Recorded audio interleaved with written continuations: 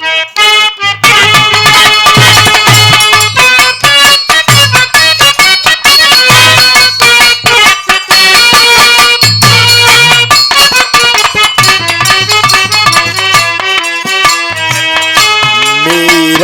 दिल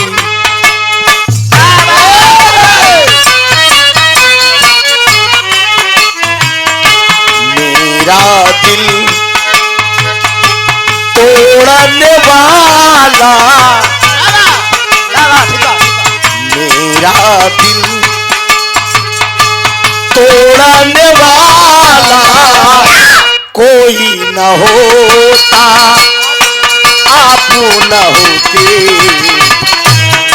मेरा दिल तोड़ने वाला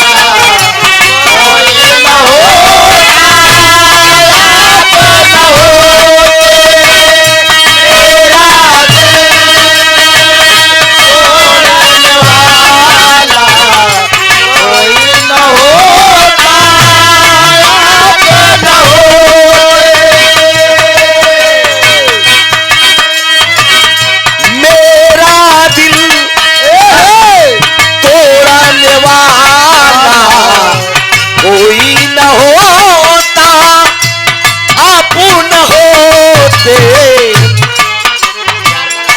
प्यार भरा दिल, प्यार भरा बाबा मुझको अकेला छोड़ने वाले।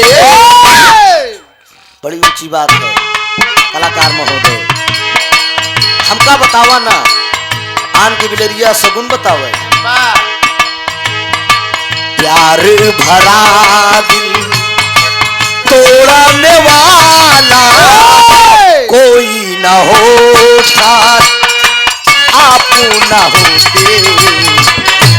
प्यार भरा दिल मैं अपना कोई न होता, आप न होते।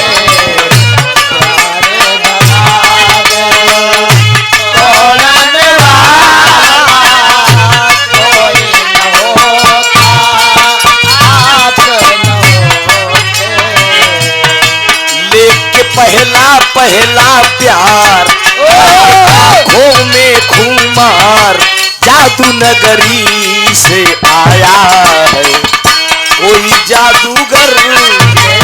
पहला पहला प्यार भरते आँखों में रुमाल जादू नगरी से आया कोई जादूगर। पहला पहला प्यार भरते आँखों में रुमाल जादू नगरी से आया कोई जादूगर।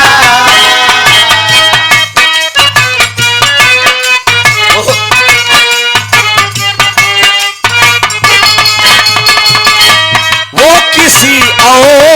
किसी और से मिलकर आ रहे हैं, वो किसी और से मिलकर आ रहे हैं।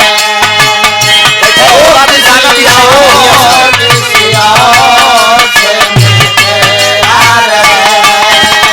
फिर भी हम उनका इंतजार कर रहे हैं, फिर भी हम उनका इंतजार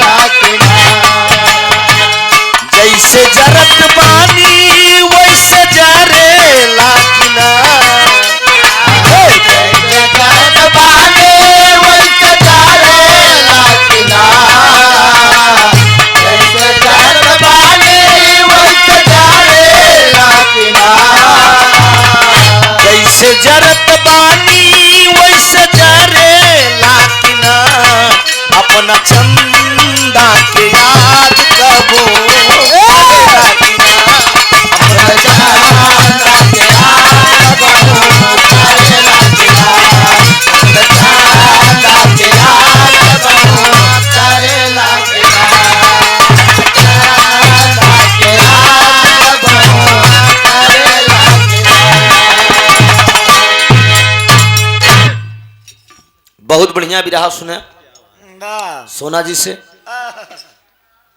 बात भी लोरी कांड के भी एक कुछ दास्तान मिला सुने के। बाबा ओकर नाम कह रहा ना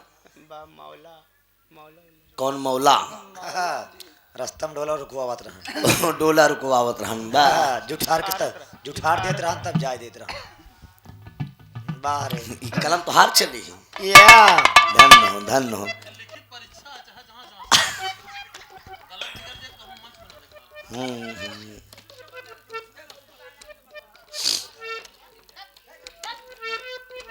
क्या बात है। निर्मल ठाकुर था।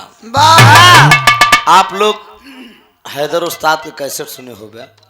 अरे हम बरतिया लई के जा, अरे बड़ी चुनौती न कबाय और रतिया हम बरतिया लई के जा। मुस्तफा वगैरह नहीं रहा, पहले सुनो गुनो तब धुनो। कहानी स्पष्ट होनी चाहिए। मंजरी के डोला निर्मल ठाकुर ऐलान करे रहन कि पहली जो लड़की जेकर डोला जाई निर्मल के घरे जाई। तब सांवर लोरिक कहन कि ई मंजरी से केहू बियाह करे बरे तैयार नहीं रहा। बियाह करे बरे तैयार नहीं रहा। तब लोरिक कहन कि हम करब। तो वही नाव बाभन जब लेके आए ना सुगंध, तो वह कहा अरे बतावा तू केतनी हैदर लिगावत रहे। अरे बतावा तू केतनी तिलकिया चढ़ाईगा, बतावा तू केतनी तिलकिया चढ़ाईगा।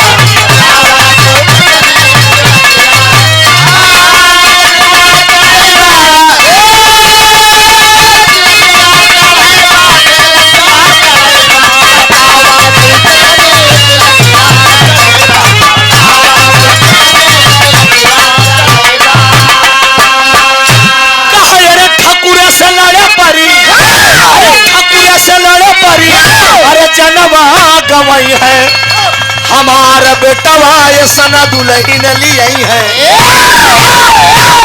माई खोइलन बोले रहे नाऊ बाभन से हर हर गाय के भैंस क्या बताई। बिरहा का मतलब पहले भूमिका हो, कवाली हो, ओकरे बाद नजम या जौहरी हो, तब कहानी स्पष्ट होत है। सोना जी आप अच्छी कलाकार हैं, बढ़िया गायिका हैं, एमा कोनो शक नहीं बा। और उजोन भाई ने खलेश लगाओ कि अरे कवन दिन होतई। अच्छा कहान जब हमरे जब तू लोग हमरे मुँह सुनबई करते रहे, पागल पागल हरे जब जाते ही रहे ये प्रोग्राम में जाते रहे। आई यूट्यूब पे आप लोग सुने हो हमरे आवाज में इलाहाबाद जनपद में ये मेरा निकाला धुन है, कवन दिन होते हमार कुलबाड़ है। ये गीत राष्ट्रीय अध्यक्ष माननीय अखिलेश जी तक सुने इस गीत को।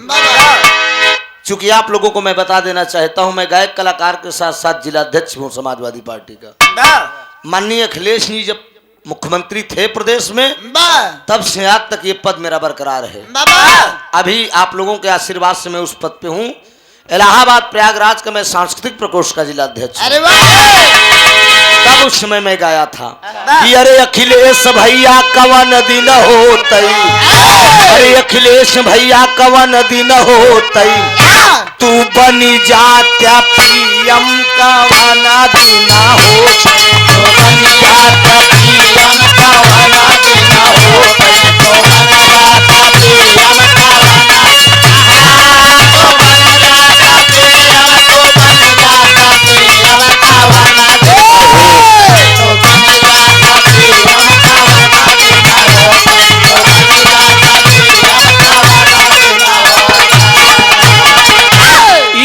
विक्रम भैया के तरफ से बहुत समाया का पुरस्कार। हमका कोनो कष्ट नहीं सोना गाया यहाँ। अरे हमार छाती और गद हो कि कम से कम हमरे जनपद के कोनो बहन बिटिया गावती बे हमार गीत। हाँ हम तो चाही थी प्रीतिपाल 99% गावत थी, जितना हम लहाई दिन वही सुन सुन सुन सब लहाई देती हमका कोनो तकलीफ नहीं, लेकिन अब जब गौछी यहाँ तो सुन ला और बढ़िया कैसे का गावा करा। ना ना ना ई नहीं मुन्ना, अरे दुर्गा भवानी से ई है बाया रजिया अंतरा बिट्टी हो सिखला। अरे दुर्गा भवानी से ई है बाया रजिया अब भैया का हमारे तो सुनी लगा रजिया भैया का हमारे को सोने लगा रजिया, भैया का हमारे को सोने लगा रजिया। अरे गरीबन का मदद किया गरीबन का मदद किया रहा जब तू सीएम का वाना देना हो तू बन जा सीएम का वाना देना हो, तू बन जा सीएम का वाना देना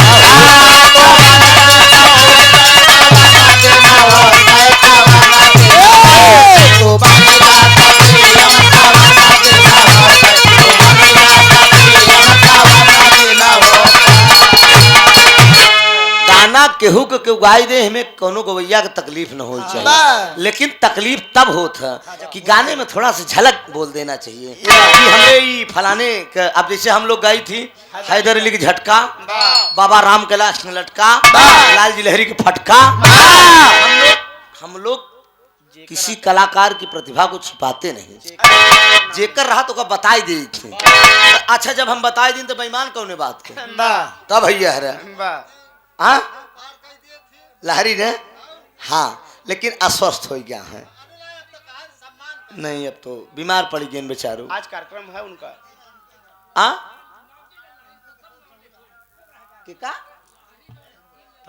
दिमाग रुक जा देखी दादा का कहता है का। अच्छा सुना सुना चला मानत हो जा मानत हो का। हाँ लहरी उस्ताद आजकल अस्वस्थ है। आज कार्यक्रम उनका सैदाबाद में उजाला यादव से है। आज नहीं लहरी साथ में गए हैं कि मतलब तब नहीं गा पाऊंगा तो तुम गाना। हाँ वही जाते से चचा हाफिज चंचल की तबीयत खराब रही, सरोज सरगम से गाना एक डला में रहन हम गए साथ में ऐसे गावत रहे बाबूजी, अचानक चक्कर आई गए गिर गए हैं, तुरंत मंच पे खड़ा हो गए। कई जिंदगी कौन भरोसा बा बतावा, 20 साल हो गए गावत, हमार अंदाज बगी 20 साल और गाऊ अब हो बढ़िया खान पीन रही तब। हाँ अब इनकी कि नहीं हम 3-3 किलो घी तो न खाई पाओ। हाँ सोचा बतावत है कहा था लेडी के साथ नहीं करेजा लगा था बिना करेजा वाले बैठा। हाँ जो छोड़ दिया वही झेलत है। हाँ बात आटे के कहाँ आए कहाँ गा का ले ला दे जे जहाँ रहा खुश रहा। हमार सुबह आशीर्वाद बा, कम से कम कमाई कमाई पर तो हिजन के ले जाए देवे तो सोची ही कि चचिया ससुर के आज मेहनत सफल बा।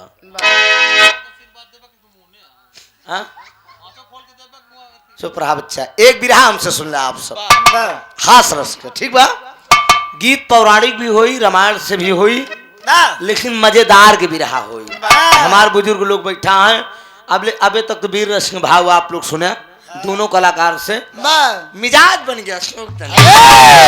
हम कहे अबे नहन बुढ़वा समझती हम कहे तने की जमाने की झलक दिखाई दे ऐसे तय छोड़ क्यों बनी बाटी हमें हम सच्चाई मंच पे बतावा छे दोस्त, मंच पे बतावत है सरस्वती के कसम मंच पे आज जो भी मैं हूँ हम अपनी पत्नी की बदौलत हूँ।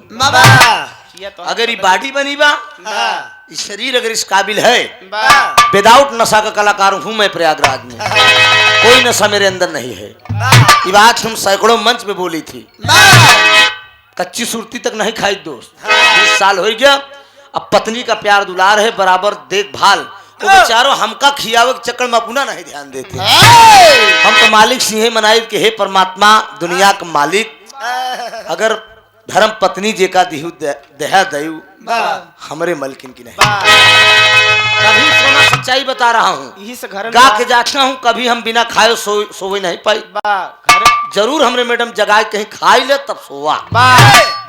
घर में तोहार पूछ बढ़िया है मिला तू कब मिलेन के नहीं प्रयास करूँ पगलो कब अबो करे, चिंता न करा 20 लाख तो घर बनवावे चलते है। अब बढ़िया गृह प्रवेश करब सारे जनपद के कलाकार को आमंत्रित करे, तब जवन है वहीं बढ़िया भेंट करूं। एक बिरहा वाक सुना आपको।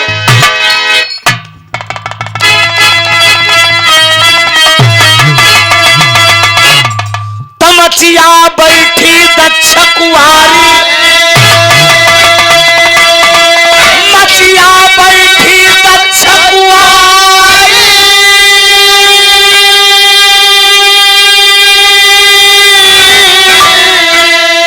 अरे ककही लइके बार को झारी,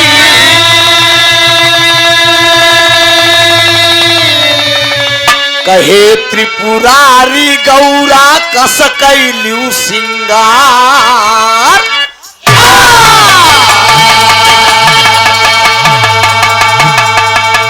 अब ले आप सब बनारसी अंदाज की बिरहा पहले राउंड में सुने। हम उतना बढ़िया तो नहीं गाई पाई, लेकिन जो कुछ टूटा फूटा सहूर था सेवा कही दे आप सबको दोस्त। लेकिन अब प्रयागराज के अंदाज में बिरहा सुन ले आप सब, पुराने भाव में। देखिए आप हो रहे कबेला बा, ई पुरान बिरहाया हमरे गाना के शीर्षक बा एक दुल्हन और दुई दुल्हा। सोचा कैसे होए? बोला ना दादा तू बोले परमिशन ई लेखपाल साहब हमका दे हैं। पागल है यार, पकड़ घंटे नहीं खाता। अरे तब ऐसा मत बात बोलो, है ना। ये सब हमारे भगवान हैं, सब ईश्वर हैं हमारे, समझा? ऐसे सेते के भैया थोड़ी क्यों बन गए है, काजनी कितना झटका झेल के बना गया है। ध्यान दे आप सब, न बोलिए अब लेखपाल साहब बुजुर्ग हैं। और हिंदू धर्म में कहावत कहे कि जितना बुढ़ा थे दिमाग कुछ कम होता। हाँ, और मुस्लिम धर्म में जैसा बुढ़ा थे अंडा पराठा खाए के एकदम दिमाग बढ़ा था। हाँ, भो रहे बेला बदोस, माता पार्वती भगवान भोलेनाथ जग गए। भगवान भोलेनाथ पार्वती कहने दुल्हन ए दुल्हन तने के जग जा, उड़ जा। बोलिए नाथ क्या बात है? प्रभु बोला तो कहन स्वामी ई का बात है? कहन हम तनी जंगल घूमे जाते, तनी को चूल्हा चौका बर्तन करा, दुआर उआर बहारा, हम आखियां पार्वती लेके झाड़ू दुआर बहारे लागे और चूल्हा चौका बर्तन माज के बाबू जो करे बाल लई के कही और कंघी बैठ गए। लेखपाल साहब ध्यान दे, ई दिन आवे वाला बा आपके सामने, भगवान जाने ई दिन आवे वाला बा। दिनेश माई पार्वती श्रृंगार कर दिया है। अब तो उससे हम दिनेश बोल नहीं सकी थी, तू हमरे गांव देश के बेटवा भतीज है। हाँ, बाकी से मतलब नहीं बा हमका। हाँ, तो इन समार कुछ बात व्यवहार ठीक रही। ध्यान दे, लई के कहीं बार झाड़त है, लई के कहीं बार झाड़ दे तो भोलेनाथ आई गए। अजय भोलेनाथ आई गए ना भाई साहेब, अजय मेहरारू श्रृंगार करें। सोना ये कोनो गलत बात नहीं समझू, जो हम बतावत हम यही है कि हम चित्रहार बताई, सच्चाई बताई। एका हम जो बताए थे वो मन के अंदर सोचा एकदम सही रहा था। दिनेश मेहरारू श्रृंगार करें, अब मर्द देखें छाती विशाला जना सांप लोटा।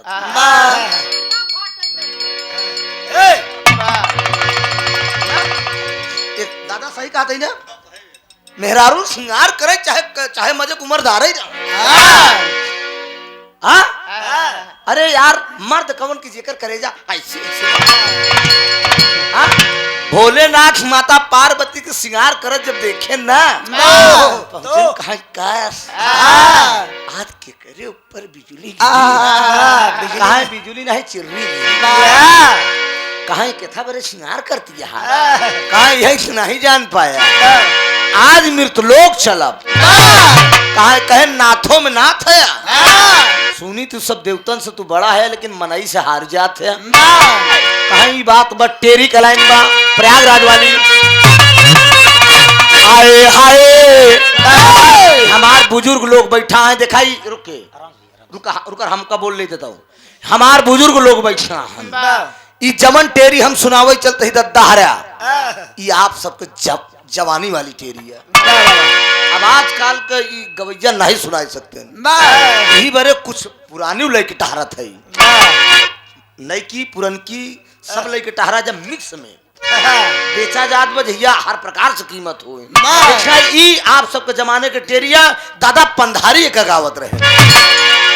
आए हाय अरे रामा रामा पुजारी सारे पंडावा भाई, रामा रामा पुजारी सारे पंडावा भाई, रामा रामा पुजारी सारे पंडावा भाई, रामा रामा पुजारी सारे पंडावा भाई।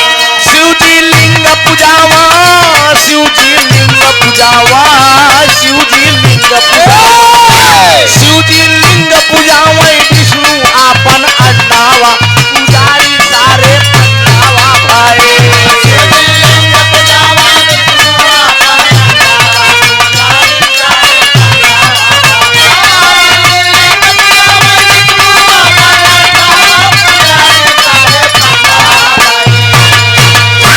शिवजी लिंग पूजावा, भगवान भोलेनाथ एक ऐसा देवता है इनकर मूर्ति की पूजा नहीं होत, पूरे दुनिया में लिंग की पूजा हुई। तो शिव जी लिंग पूजा में विष्णु आपन अंडवा शालीग्राम जो चना मृत में बोरा जात दादा पंधारी गाँव तक शिव जी लिंग पूजा में विष्णु आपन अंडवा पुजारी सारे पंधारी दादा का टेरी रही। हैदर उस्ताद एक लाइन गावत रहे। अरे झारा बाई दू लड़ावा दुई नौ जन का झारा बाई, झारा बाई दू लड़ावा दुई नौ जन का झारा बाई, झारा बाई दू लड़ावा दुई नौ जन का झारा बाई। बोल कर बुरका फारा, बोल कर बुरका फारा, बोल कर बुरका बोल कर बुरका फारा, तोहरा हुआ घाघरावा दू लड़ावा दुई नौ जन का झारा बाई।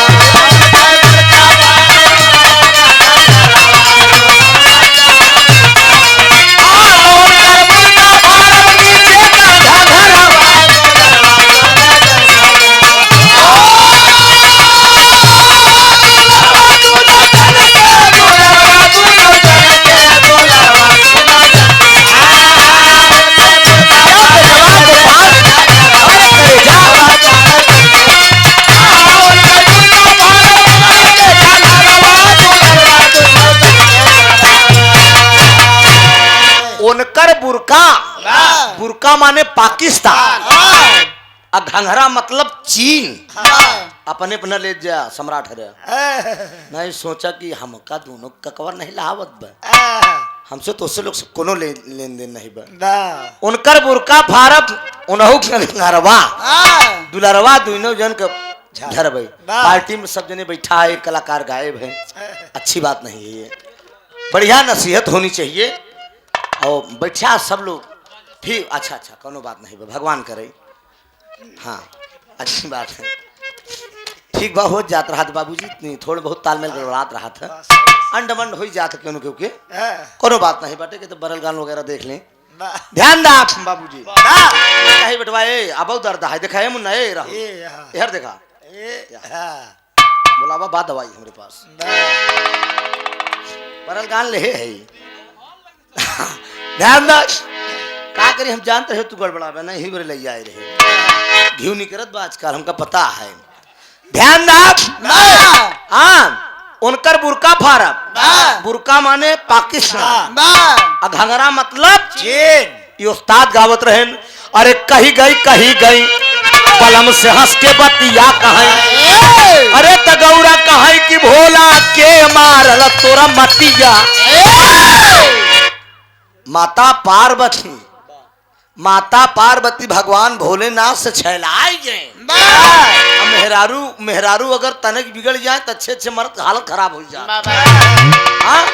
तनिक न खराज जाए बस कितना बड़ा रुआ भी हो सारा रुआ मेहरुए का के ठंडा हो तो कहो अशोक एक दाई जहाँ तीर के बोल सारा भूख ठंडा हो जाए। माता पार्वती भगवान भोलेनाथ से गुस्सियाई गई। सुना हम मृतलोक चलत तो चलब नंदी बैल का बोलाए भगवान भोलेनाथ कहें पट्टे आ जा ये भी आज हमार दुल्हन गुस्सियाएगी यहाँ। आवा अब बाबू सिंह नंदी बैल आए के कहन दोहाई सरकार की कहन देवी मृतलोक घूमे चाहती है। अब देखा आज के मर्द में और पहले के मर्द में फर्क का हो गया। नंदी बैल पे भगवान भोलेनाथ माता पार्वती के बैठाए लेन आगे, अपना बैठ गए पीछे। और दिनेश आजकल का मन साधु का करता है, अपना बैठे थी आगे, मेहरारू चली गई पीछे। तो जब पीछे आए तो ऐसा करबई करी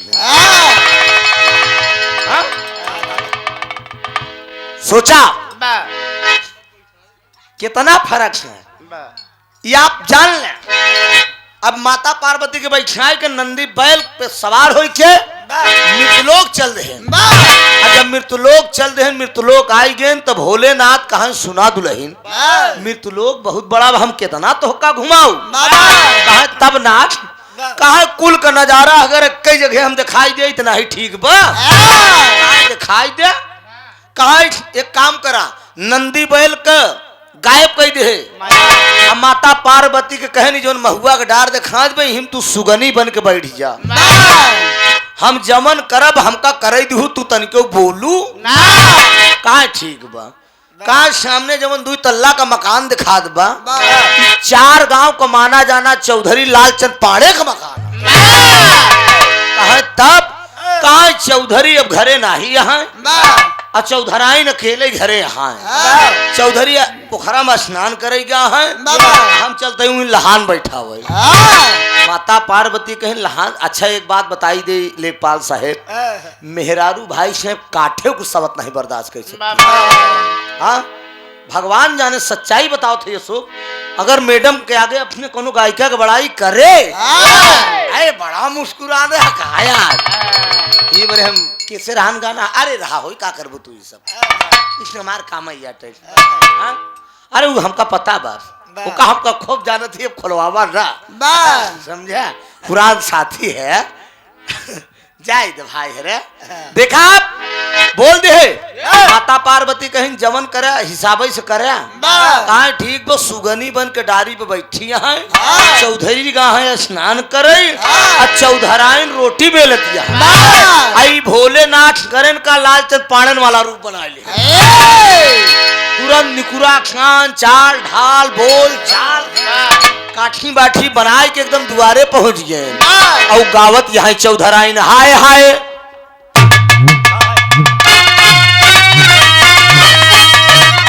शायद मुन्ना ये सब हम काट दीन बेटवा। अरे कोई झरना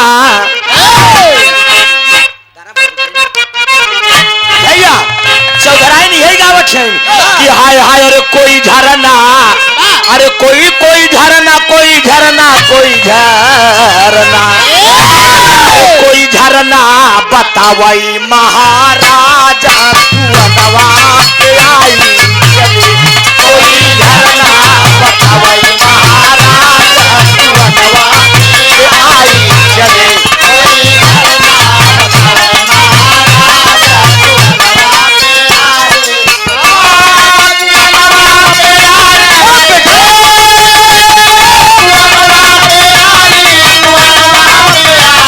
तुअनवा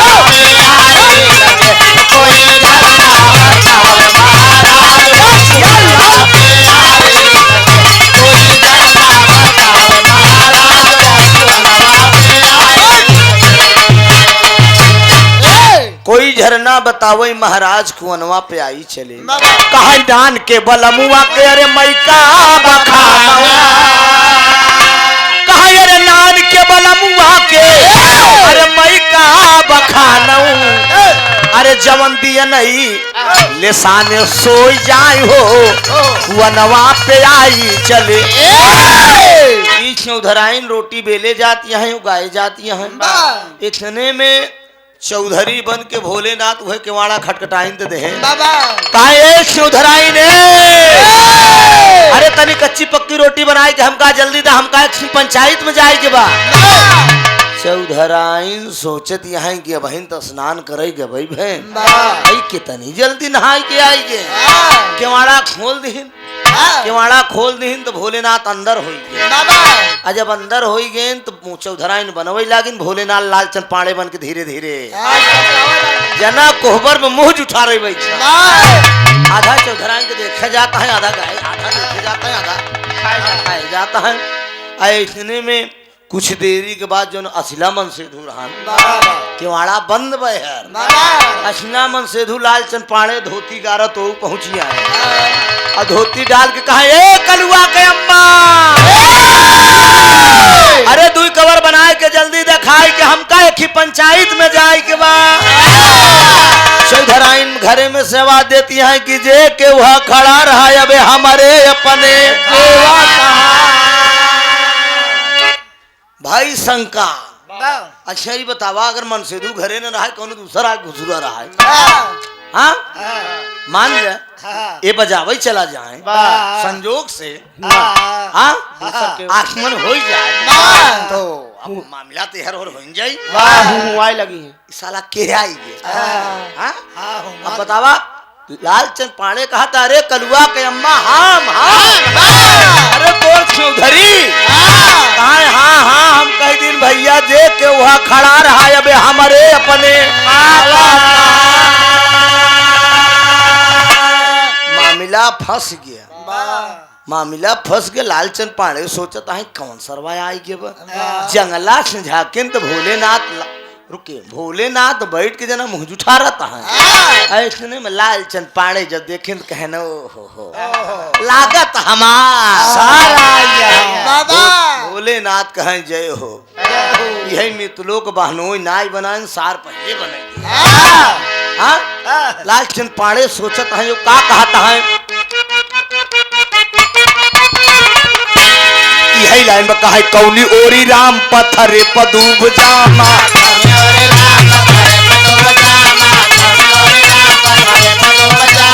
कौली ओरी राम पत्थरे पदूब जामा हमका जनान आयन बचवा के मामा। कौली ओरी राम पत्थरे पदूब जामा हमका जनान आयन बचवा के मामा। कौली ओरी राम पत्थरे पदूब जामा हमका जनान आयन बचवा के मामा। अरे हो मोरी सावर सावर सावर गोरिया भोजना बनावा चटकार। अरे हो मोरी सावर गोरिया भोजना बनावा चटकार। सावर गोरिया भोजना बनावा चटकार। सावर गोरिया ओ मोर सावर गोरिया ओ मोर सावर गोरिया भोजना बनावा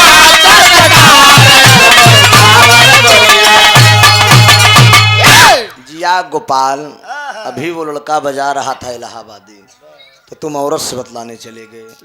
हाँ यही बड़े कहना बा भोजन बना इनका इनका इनका सब कितना पकड़ दे है गोपाल डांट डांट के कि चाहे जहां रही लोहा की नहीं पक गा है एकदम तभी तो आज स्टार बना टहरा था।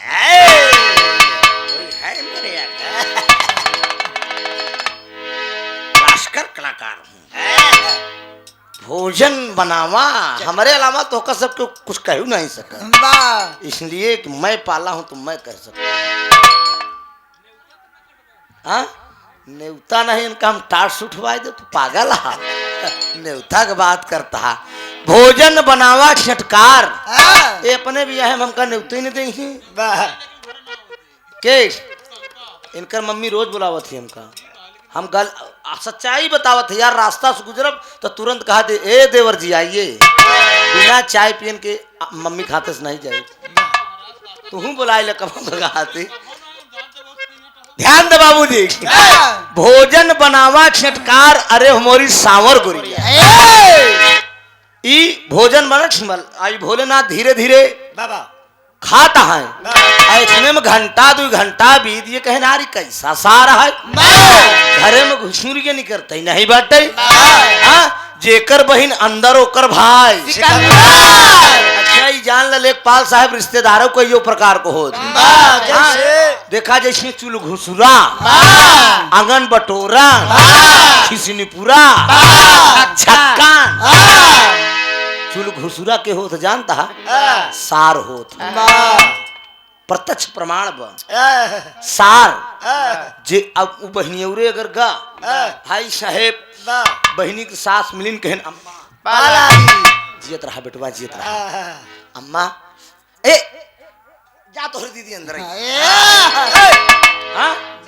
गा फिर चूल्हा तक और जब बहनिया देख अरे हमार भैया एक बात बताई दी सोना नैहरे के पगलौ पंछी प्यारा होता अगर पस पंछी दिखाई जाती तब अब जैसे हमारे हम देवगलपुर में गावई आई है अगर अगल बगल बरातर भिदूरा लाहौर तारा या मतलब डेरा गदाई तक अगर बहन बिटिया कोनो कीन हुई कान में आवाज जाती केकर गाना त्रिभुवन हमार भाई लागत ई भाव होत तो नैहरे के माटी प्यारी होत है तो चुल घुसुरा आंगन बटोरन भैने मामी ए मामी मामी ए का बच्चा तई आंगन बटोरन भैने मामी से अपन दुलरा थे खिसनी पूरा फूफा का यार फूफा बे मतलब के यार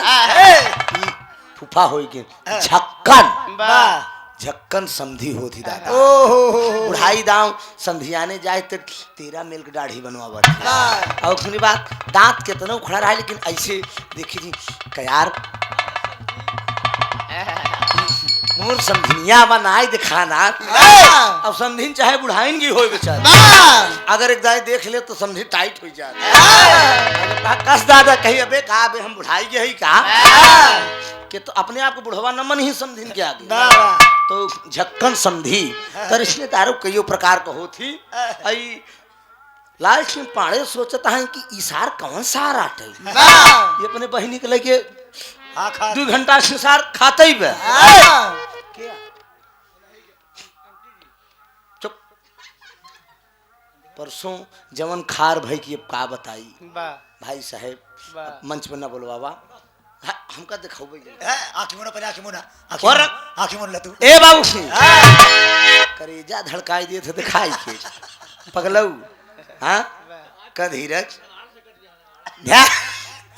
तो ए बाबूजी हर तबले लालचंद पानी मैरिन के मारा में एक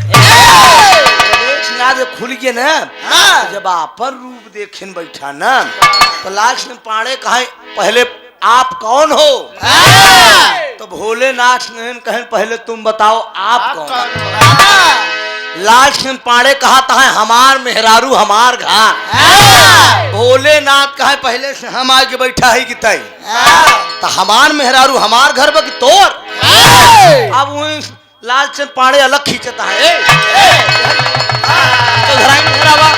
भोलेनाथ कहा यहाँ कत्ताई नहीं ये साले के लगे जाऊ जी इशारे लगे जाऊ जी असली हम है अब लालचंद पाड़े कहता है रे कलुआ के अम्मा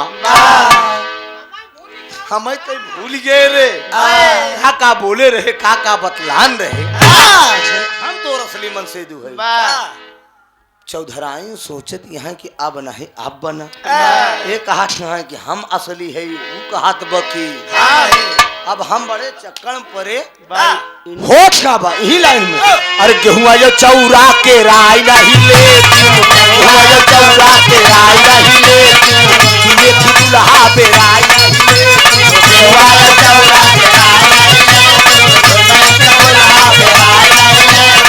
गेहुआ जो चौरा के राय नहीं लेती मैं की दुल्हा पे राय नहीं लेती अरे हो मोरी सावर सावर सावर गोरिया ओ जना बनावा चाटना अरे हो मोरी सावर गोरिया ओ जना बनावा चाटना अरे हो मोरी सावर गोरिया ओ जना बनावा चाटना अरे हो मोरी सावर गोरिया ओ मोरी सावर गोरिया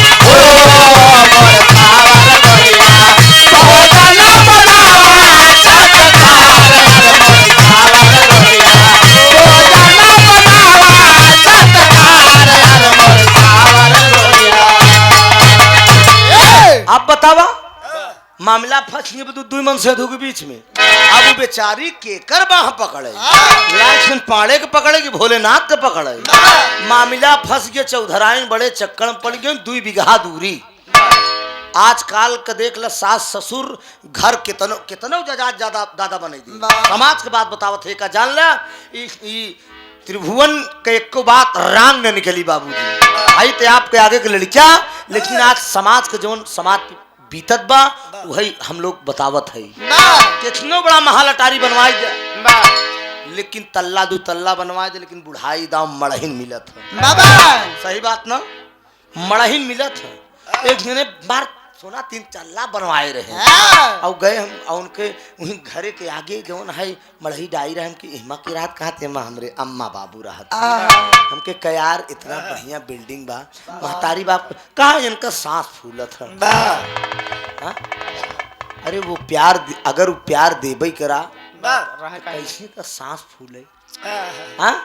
लेकिन दोस्त, मेरे दोस्त, इस समाज का दशाया है ये आप जान ला। बुढ़ाई दाव महतारी बाप की यह दशा होत है। 2 बीघा दूरी बुढ़ाइया है, खरियाने पे बुढ़ऊ बुढ़िया हुआ है। ई चौधराइन पहुंच गई, कहे अम्मा आज गजब हो गए। कहे बोला का भदुलहिन, कहे अम्मा सही सही बताऊ तोहरे पास कई बेटवा हैं। कहे अरे दुल्हन 35 साल बियाह भय हो गया, कब हम ये सवाल नहीं करूँ, आज पूछत हो कि कई बेटवा हैं। अरे हमारे एक बेटवा लालचंद पाड़े अकेला हैं। कहे अम्मा नाराज न हो, एकाठी कहूँ अरे करे ई अरहरी उरहरी का बात करती है। भाई दाऊ यही कर, हम गले में हीरा है, भगवान भोलेनाथ की भक्ति नहीं। कहा अम्मा नाराज न हो, एक रूप के आज घरे में 2 जने घुसुरा। सोचा तब बूढ़ा कहें तैके को बुलाए रही होबे, कहो सो क्यों को बुलाए रही होबे। तब ते आई यहाँ कहे अम्मा अगर तू भोलेनाथ का भक्ति न हो तो हम विष्णु जी के भक्ति नहीं, हम क्यों नहीं बुलाए रहे। एक रूप को 2 मुष्टंड आई यहाँ, समझ नहीं पावत है कि हमारा असली कवन। तो बूढ़ा कहें उन्हन साथे कुछ कौनो खिलवाड़ कहें नहीं, हम डर के मारा क्योंकि लगे जाती नहीं। कहें चला ई काम तो दुल्हन तू अच्छा करे नहीं करू, कहीं चला अम्मा। अब बूढ़ा भाई साहेब अठन्नी भग टिकुली लगाए, डबल बीरा पान खाए, लमका सरौता, गोल की सुपारी और भोला जा फुरानी अशोक इहू गाले और इहू गाले एकदम गोल गोल गोल गोल गोल गोल ऐसे एकदम जमाए चली जाती भच भुच मार चली जाती हैं। और दोनों बेटवा खड़ा हैं, चौधरानी चली जाती हैं। इतने में भोलेनाथ पहले बोल दे, कहन अम्मा पा लागी। कहे जियत रहा बेटवा जियत रहा। कहन माई एक चीज ई बताओ, काल जब तक बीमार रहे 7.5 रुपया के दवाइया ले आए रहे। कह हाँ बेटवा आराम है आराम है। अब अशिला मन सेधु जमन लालचंद पाड़े उस मुचत किए भगवान यही दवाई तो हम ले आए रहे। ई ससुरवा कहाँ से आई गे, पहले कतरे पड़ा बाटे। कहे अच्छा कहे ई बात कहन हाँ, कहे ना हमेश न मानब। अय्या कहे हमेश न मानब। कहे तब कैसे मनबे। कहे बचपन में हमारे बेटवा के दहिने गोड़े से दहिने जंघा पे 1 रुपया लक्षण बा, और जे करे होई वही हमारा असली बेटवा। भोलेनाथ पहले खोल के दिखावा, देख माई देख। अब असिला मन से दू सोचत बिकसार यही दाग तो हमरे सरवा कहाँ घर थोवल करत बाटे। पहुँच इतने में अय्या के दिमाग चकराई गया। अय्या कहीं का कहत यहाँ, अरे मोर प्यारी दुल्ही। उस्ताद हैदर अली गावत रहे कि अरे सिया दुलारी बिछिया, अरे सिया दुलारी बिटिया, कि अरे मोर प्यारी दुल्ही आपन चीन्हा तू साजनवा प्यारी दुल्ही, आपन चीन्हा तू साजनवा प्यारी दुल्ही, आपन चीन्हा तू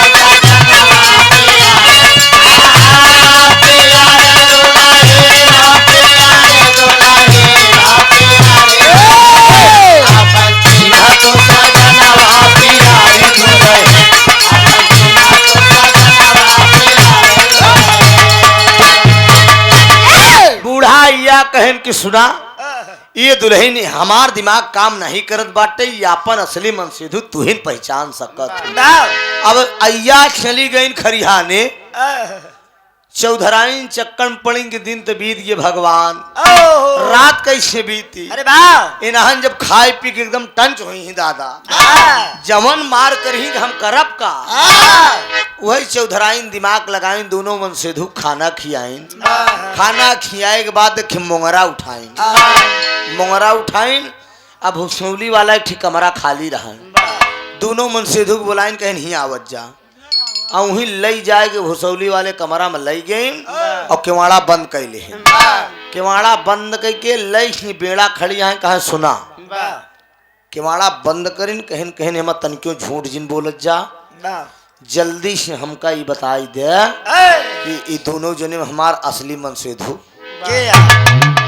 भोलेनाथ कहे हम है, हम है। लालचंद पाड़े कहा कहाँ है। चौधराइन सोचत यहाँ कि का हम समझी कि हमार दोनों तरफ झाकत यहाँ तो एक कई रूप के।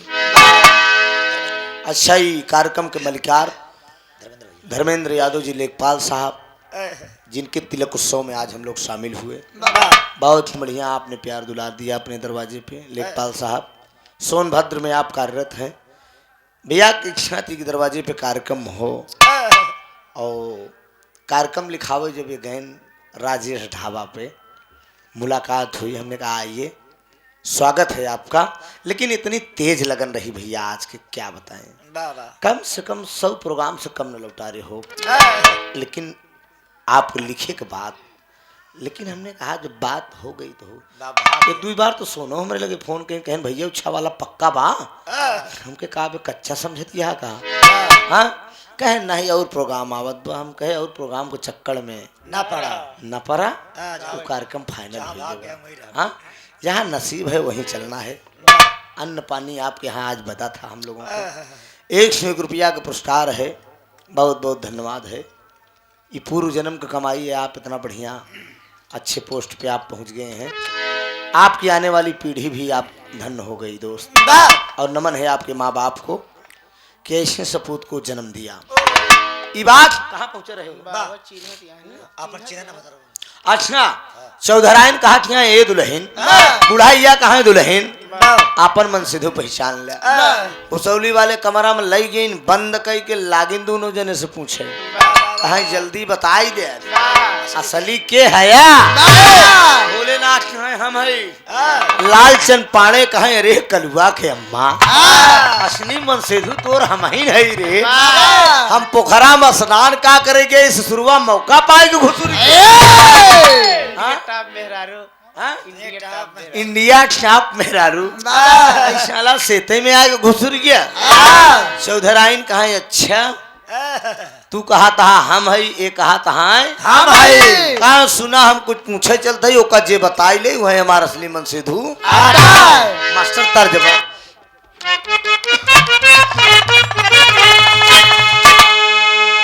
हाय हाय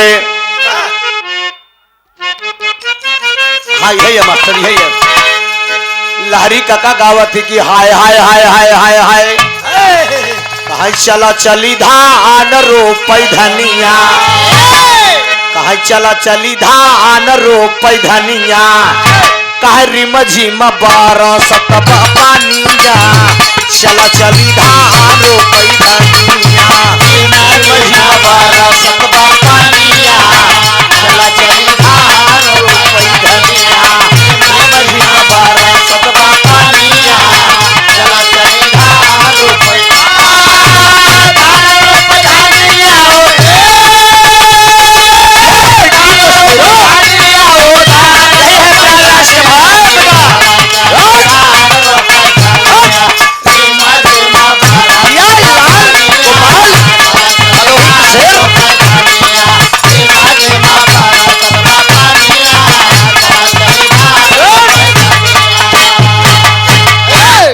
लाइन गाया जाता है कि चला चली धान रोपे धनिया।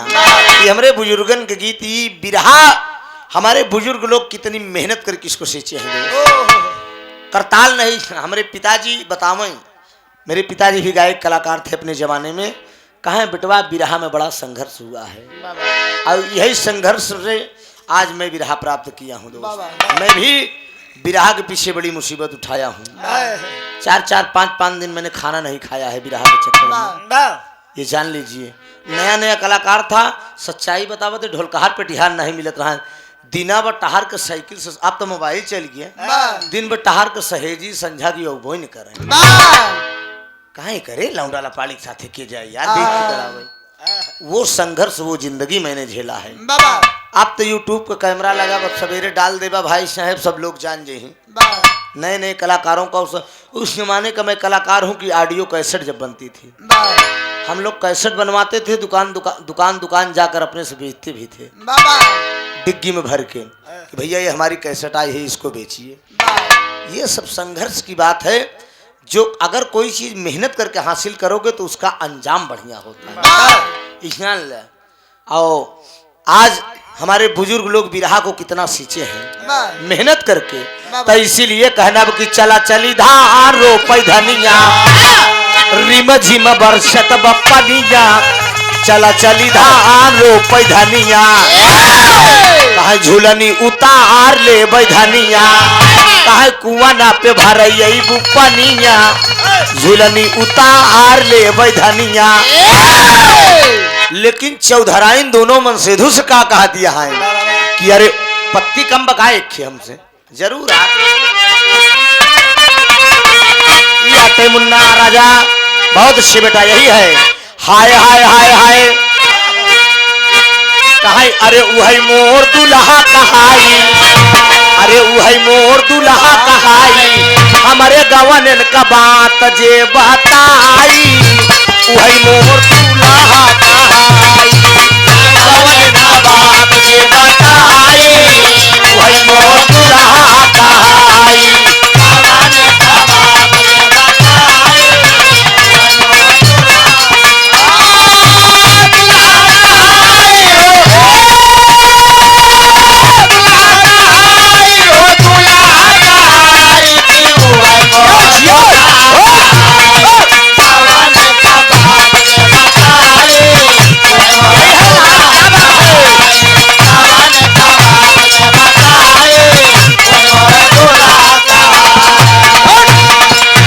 हमारे गवने के बात ये बताई उहई मोर दुल्हा कहा।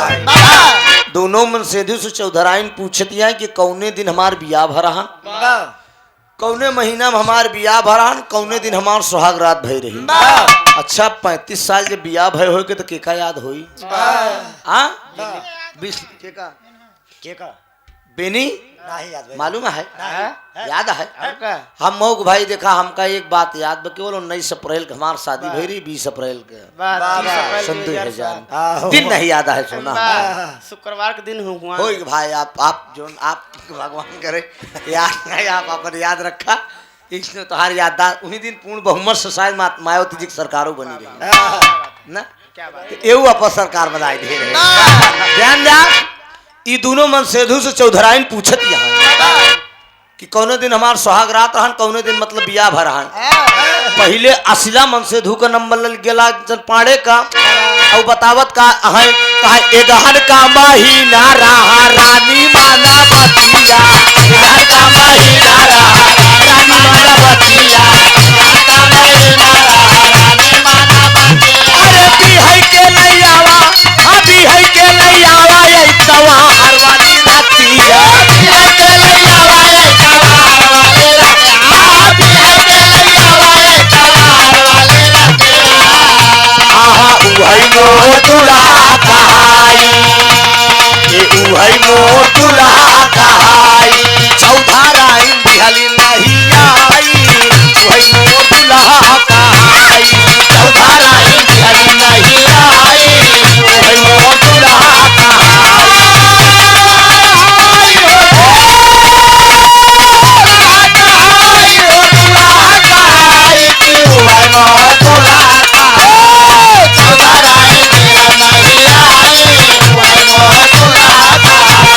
चौधराइन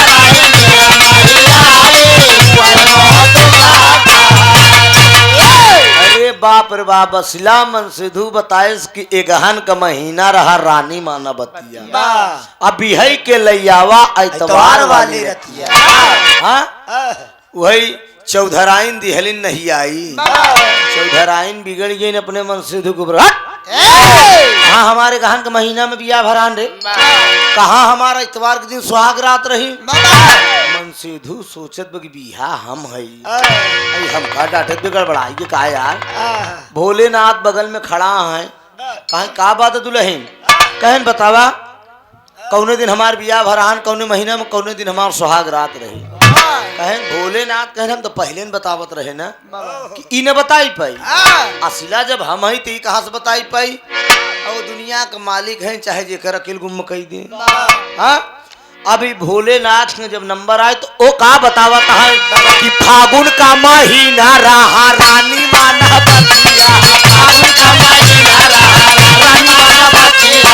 फागुन का महीना रहा रानी माना बतिया। अरे है के लैयावा बिहई के लैयावा सुमवार वाली रतिया। बिहई के लैयावा सुमवार वाली रतिया। बिहई के लैयावा सुमवार वाली रतिया। वही मोर दुल्हा कहाई, वही मोर दुल्हा कहाई। चौधराइन बिहरी मुस्काई, वही मोर दुल्हा कहाई। चौधराइन बिहरी मुस्काई, वही मोर दुल्हा कहाई। दुल्हा कहाई हो, दुल्हा कहाई हो, दुल्हा कहाई। वही मोर दुल्हा कहाई। चौधराइन बिहरी मुस्काई, वही मोर दुल्हा कहाई। चौधराइन बिहरी मुस्काई, वही मोर दुल्हा कहाई। अरे बाप रे बाप, भोलेनाथ कहन फागुन का महीना रहा रानी माना बतिया। अब बिहई के लैयावा सोमवार वाली रतिया। फागुन का महीना रहा, सोमवार का दिन रहा। अब भोलेनाथ कहन सोमवार एक दिन सुहाग रात रही। जौने दिन सुहाग रात हो रही याद है ना, 12 बजे रात खटिया की पाटी टूट गई। चौधराइन मुस्कुराई दिन के नरे जिया मोर राजा। बात तो ही छीन ले कहें तब बताए रहे कि असली तो हम है। अब लाल सिंह पाड़े के शंका हुई कि बिहा हम है, हमका नहीं पता कि लगत हमार मेहरारू नहीं हरन में 3-5 इका साले का पता। अजय अगर ऐसी घटना घट जाए बहन भाई शंका लाल चंद पाड़े के कि बतावा हमका नहीं पता एक साले का पता बा या के साला घुसुर की यही सब करत बाटे। हाँ ध्यान दा। अरे हर देखा यार वो सब बात फालतू न ध्यान दे, उनका करेंगे का भी है सब फालतू बात। केहू की इज्जत ढाका करा करा खोला ना करा करा। इनका का पता? पगला हाँ कौनो लेडीज कलाकार लिया ही नहीं जाइए का जान लगा ऐसे बक बेहतर। हाँ हाँ जेकर साथे रहा ईमानदारी से रहा, बढ़िया रहा, ढंग से रहा। केहू बात खोला जिन आवाज ओकरे विषय में कहा था काल सोनो विषय में कुछ कह सकत है। हाँ मतलब इस बात ना है रांग बात है बच्चा के भगत बयार हिया ये धरतिया पे कहो तो सब कहीं न कहीं अपन है सिस्टम पे। तू तोहार कुकरम तो हम जानी, तोहरे बगली हमार ननियाउर बा। अब खोलम न भाई हरन बैठा है जाए दे कोनो बात नहीं बाटे। हाँ ए बाबू अब लाल सिंह पाड़े सोचत हैं असिला भगत है आवता है। लाल पाड़े बाबू है ने ए बाबू बतावा लाल सिंह पाड़े सोचता है कि बिहा तो हम है हमें नहीं मालूम बा इनका शत्रु को मालूम बा हमार मेहरारू लगत हर हर रही। हाँ अब भोलेनाथ चौधराइन का हाथ पकड़े आवा चली इतने लाल चंद पाड़े का तो कहाँ जा कहाँ जा कहाँ। अब मसीधू के तनव कमजोर हो एक बात जान ले लेखपाल साहेब, दुनिया में इंसान हर चीज मांग ले दे दे लेकिन मेरे दोस्त सुने वाले भैया सुने वाले दोस्त दादा आए, आए। केहू मेहररू अपन दे वाह क्यों ना भाई आप बुजुर्ग है आप समझता हमारा बा चाहे कोरोना हो रहे तब न दे सुजीत हाँ, 2 दिन बरे केवल बोलाओ वाह खाना बरे खाना बनवे बरे हाँ बा लेकिन आवे देबे बा कहूं ही ना आवे देबे ना पाँच हम जानत है दोस्त हाँ ई बाबूजी काहे से हाँ। धन दौलत से हर चीज आदमी दे दे अशोक बाबू हाँ अशोक भैया हाँ लेकिन हूँ आप तो अध्यापक है आप तो बुद्धिमान आदमी है ऐसे सबसे मतलब ना आइबे क्यों न दे ना बेअंदाज दोस्त केहू न दे अब तू लाल चंपाड़े सोचत बा कि इसार सेते में लेके चला जाए इंडिया टॉप मेहरारू अरे बाप रे बाप गोर गोर गाल अब हंसत भी तो ऐसे गढ़वा हो जात भी गलवा ये आप जान ले क्या गाल है शौकीन मेरा पहचान है ई शौकीन मेहरारू पहचान वाह आई भगवान जाने एक बात जान ले भाई साहेब हाँ जमन तनी के आइचड़ा आइचड़ खैचड़ हो जमन तनी के ऐसे हो छिने उनका मेहरारू बहुत टॉप मिले खचा कई रहा दिनों के मेरा ना दादा बा पगलन के टापई मिले छी हमारे बगलिया में सोना हमारे बगलिया एक जने अच्छे रहा मेहरारू अरे बा- क्या बात मेहरारू चमन क्या बताई उल्टा पल्ला करे रहा था हमके करे सारे लड़बेहरवा खाते ही लग गए क्या करे तो क्या ये करे दुनिया का दस्तूर है दोस्त लालचंद पांडे तो बड़ा चक्कर पड़ गए भोलेनाथ कहन आवा चली दुल्हन चला आवा चली हाँ और लालचंद पांडे खड़ा होकर कहा कहाँ जा रहे हो हाँ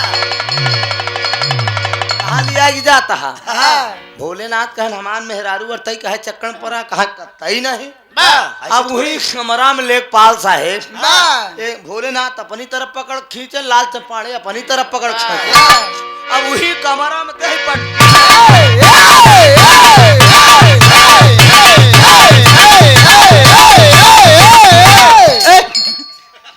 इस ठोका तो जना हिक मेहरारू के गुलाई भागत बा हाँ नहीं एक एकरे कोरोना हो गया कोरोना हाँ सोचे हम कहे हिक तरह क्यों लेके गए ए बाबू पटकी पटका शुरू कर दे अब चौधराई सोचत यहाँ गे भगवान एक कई मेहरारू बरे नहन परेशान हन मेहरारू बरे तो हियां मर्डर हो जात बा। वो तो पटकिन पटका हो भाई साहेब हाँ चौधराइन तुरंत ही दोनों को छोड़ के जाए गहनाती गाड़े लड़ाए मेहरा साया है नहन हाँ लड़ा दहनाती गाड़ी है हाँ हाँ एक जने तो पढ़ा है इंजीनियर साहब तेलको कंपनी में हाँ। वो तो 45,000 महीने उठावता है तेलको कंपनी में इंजीनियर हो गए हाँ और ये जे आवत बेटवा ओकर पोस्ट बढ़ जाता है वो तेलको कंपनी में 45 एक लड़का 45,000 तनख्वाह उठावत प्रमोशन हो गया अब बाबू सुनी कहा जानी कई लगे पिजड़ा पकड़ इसका कहा ध्यान दा छोड़ दी दोनों मन से तो लड़ा दहीना चौधराइन पहुंचिन खरिहाने सास सैया के लगे कहे अम्मा गजब हो कहन का भा कहन फैसला कैली लेकिन मनते नहीं कहन तब कहन गाना भी एक सुन करीब देखा आप ध्यान दें यही गाना से हम विदा भी हो दोस्त आप सबसे इसलिए कि बलिया जिला प्रोग्राम मेरा है मीरा मूर्ति जी से तेरही का कार्यक्रम है 7 बजे वहाँ प्रोग्राम शुरू होगा घर पहुँचेंगे पार्टी वालों को स्नान ध्यान करके फिर निकल लेंगे हम लोग ध्यान आप हाँ 4 बजे बा कौनो बात नहीं अरे ठीक बा सवेरवा कई देवा जाए पगली तनिक रह के अबे हमें खिगाई देते कि तू गाई दू बस सुबह हो जी ओकरे बाद तब भैया पैसा खर्चा करे यहाँ जेकर लेवा करा जेकर जेकर खावा करा ओकर नमक अदा करा करा करा प्रीतिपाल नहीं बिरहा गा के ना भागा करा करा भाई के काले बिरहा गाइन कहे मेरी कमर दर्द का ठीक है तब हाँ हम के हम ही गाय दिए थे भैया ध्यान दा सास रानी के लगे पहुंचीन सास रानी के लगे पहुंचीन कहन अम्मा हाँ नहीं फैसला तो कैली लेकिन दोनों मनते नहीं यहाँ कहे तब कहे अब एक काम करा 5 गांव से 5 इनका छुट्टी अच्छा मतलब हम गाय दे हाँ अरे वो कथ हम जानते ही है प्रभु। चला तोहार छुट्टी तू तोहरे ऊपर मया आई गेन हमरे ऊपर नहीं मया ने एक भी रावा ममहू कह दे ता गायन छुट्टी बाटे। अरे अब हम दूठी तो देख ठेलिन देत है यार हर में। हाँ हमारा नंबर उतना ही है। ठीक हाँ हाँ बिल्कुल हम तो चाहत हैं नहीं एक देखा शुरू हम करे नहीं नहीं आप ना बोला शुरू हम करे ही अंत इनसे हो चाहिए। ये नियम है जो विराह का ध्यान रख बाबूजी। ये हर कहे 5 गांव से 5 बियादरी में 5 चौधरी बुला के ले तब फैसला हुई। नहीं काका बैठा बैठा बैठा। ए बाबूजी अभी सास रानी चल दीन पाड़े जी खिया खान साहेब खिया पटेल जी खिया तुबे जी खिया ए बड़कऊ ए छोटकऊ का बात है कहे न रे जिंदगी में हमारे एक बेटवा लेकिन एक रूप के आज घर में घुसरा है 2 बेटवा 4 चौधरी मना कह देन कहन करे तोर घर के खिलौना या बताओ केहू के नारी चक्रोट चकनाली के मैटर अटका होय केहू के बिटिया पतो छूटत होय पैसा कौड़ी दे के सुल्ला सपाटा कराई दे हम का जानी सब बात। अरे बाप 4 चौधरी मना कह देहन 1 चौधरी बचा रहे। 1 चौधरी जात के यादव 100 मुठ भाई चरावत रहे। उनका नाम रहा जग्गू यादव। जग्गू यादव भगवान के देव एकदम ऐसे रहे। एक आखी के फ्यूजे रहे एक आप जान ले एकदम इतने में पढ़ाइन काकी पहुंच गए। पढ़ाइन काकी पहुंच गए तो पढ़ाइन काकी के जब जग्गू दादा देखे तो कहना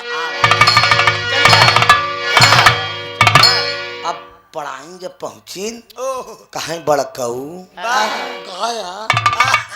कि हमारे जिंदगी में एक बेटवा लेकिन आज 1 रूप के घरे में घुसरा है 2 बेटवा चिंता ना पहचान है।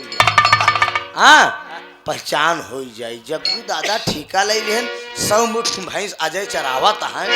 अच्छा नहीं चूड़ी गाए जाता है हाय हाय कहता है कतर कतर कौआ बोले कतर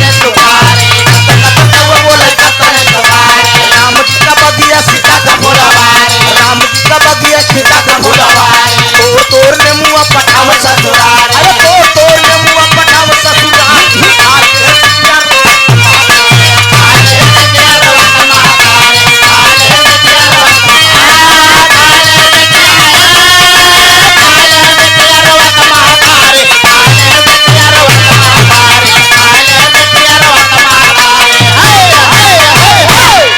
और जग्गू दादा अपन ऐसे आँखी मस्के गाएगा और का गावता है कहा लैली लसुरी झमक ले बाने लैली लसुरी झमक ले बाने हुवरी भाई सिया कबो में साने एक शेर दूधवा सवाओ शेर पाने एक शेर दूधवा सवाओ शेर पानी लइके बजरिया में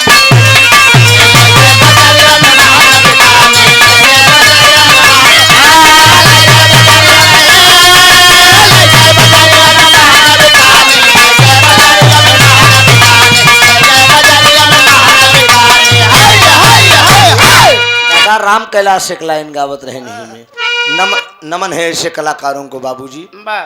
स्वर्ग में उच्च स्थान मिले बाबू राम कैलाश जी को।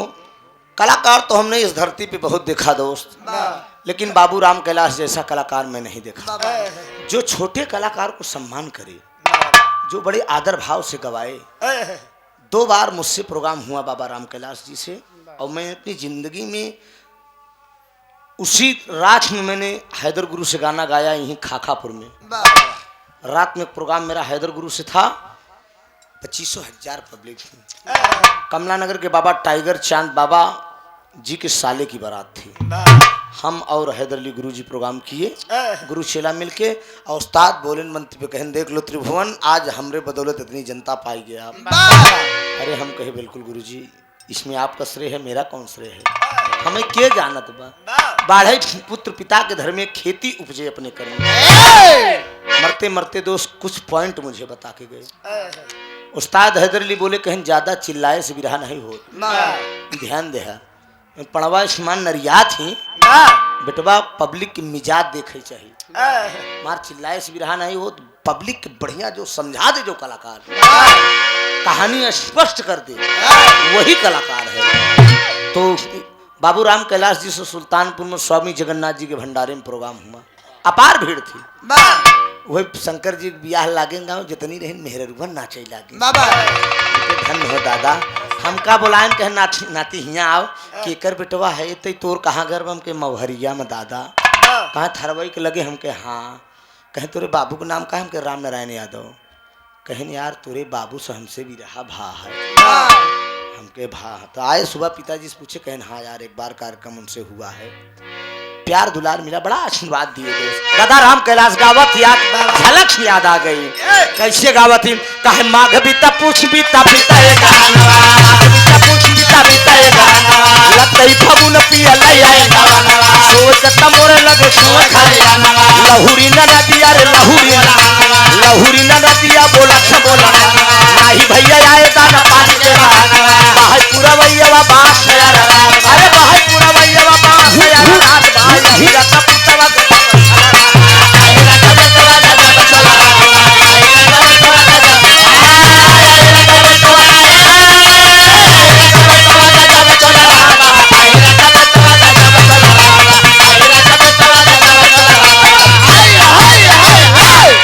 एक लाइन काका लाल जी लहरी गावत थी। ये दिल की आवाज है साथियों। कभी कभी बात होती है, जन्म अगर देवकी ने दिया है तो पालन पोषण यशोदा ने किया है। यशोदा का दर्जा लाल जी लहरी मेरी निगाह में है दोस्त। ऐसा नहीं है, आज भी कभी कभी जज्बात में कुछ कह जाते हैं, लेकिन जितना कलाकार का डांटा थे उतना मयाबो करत है।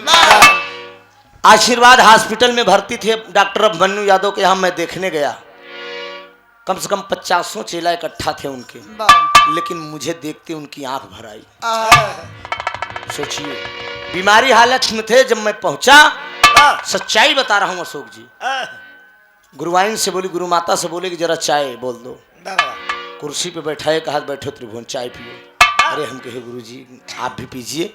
चाय पीने लगे, जितने चेले थे सबको बाहर कर दिए। कहा आप लोग बाहर हो जाइए। पता नहीं उनकी मन में क्या था, सबको बाहर कर दिए। कम से कम 5-7 मिनट अकेले में मुझसे बात किए। अब हमारी उनकी क्या क्या बात हुई, बिरहा जगत से ही बात हुई थी।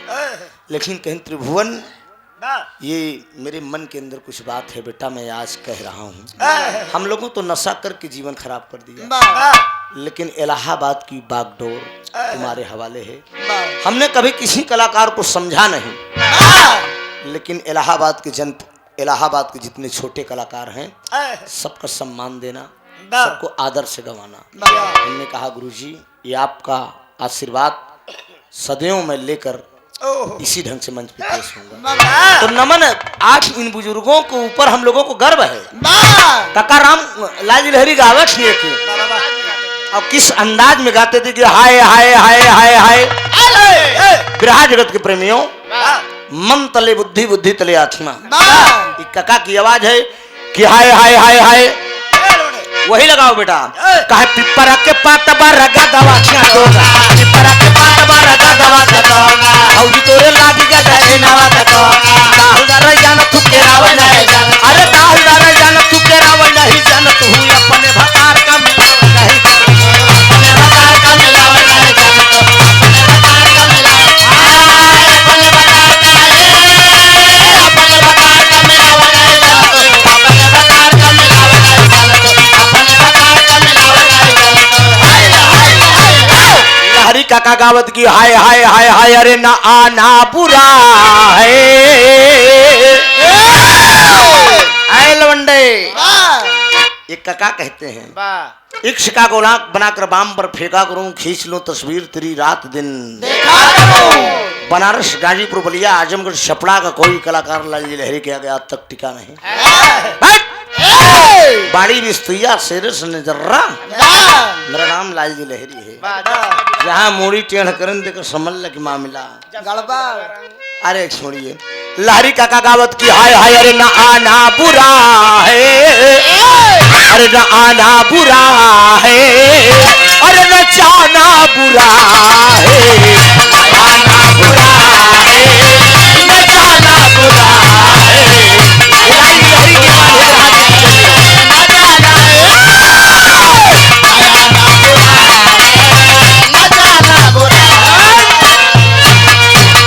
नयाना बुरा है, अरे न जाना बुरा है। ब्रह्मा जगत के प्रेमियों, आने जाने में कोई बुराई नहीं है। असली बुराई कहाँ है? मन तले बुद्धि, बुद्धि तले आत्मा। नयाना बुरा है और न जाना बुरा है। अरे हसीनों से दिल का, कलाकार महोदय मेरी बातों को ध्यान देना। अरे हसीनों से दिल का लगाना बुरा है, हसीनों से दिल का लगाना बुरा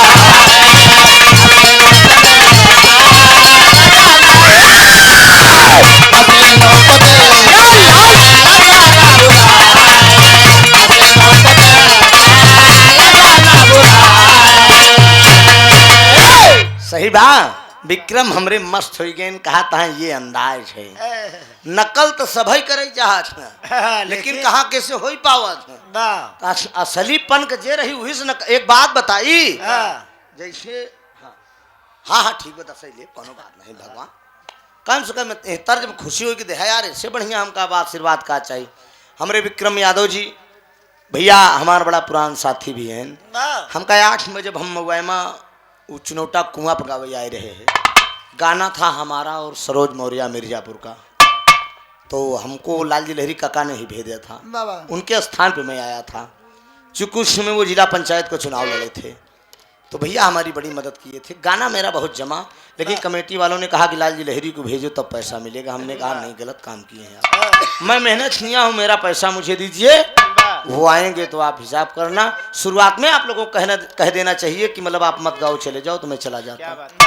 तो साथियों कभी कभी किसी चाहता है कि अरे पकड़ लूं मैं बाहों में,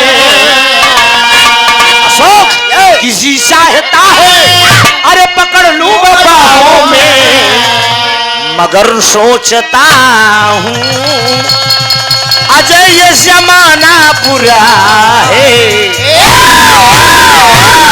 अभी लगाई दे चोलिया में हुक राजा जी, इन्हन जमी इन्हन गाना के आगे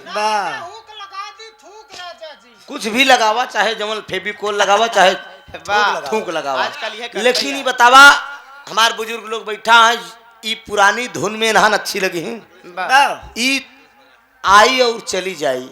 4 दिन चांदनी ये बुजुर्गों की थाथी है।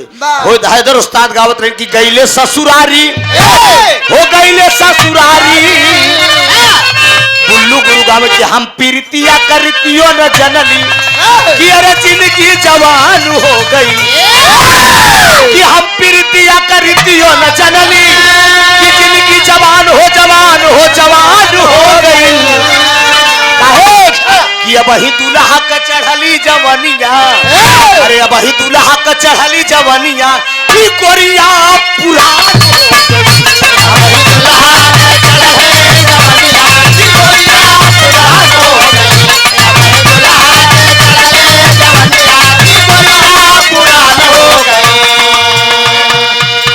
रामदेव गुरु गाँव है, लेकिन बुल्लू गुरु बनारस में बुल्लू गुरु जाना कैसे? बुल्लू गुरु ऐसे कमर में हाथ लगाए उठे कहा अरे लहा दे का यार, सबका हाथ दादा तनिक लहा दा, कहा अब ही दूल्हा का चढ़ली जवनिया, ये गोरिया पुरान हो पुरान हो पुरान हो गई। अरे अब ही सजी पे आई के बैठली, अरे गोरियो उतन हो गई।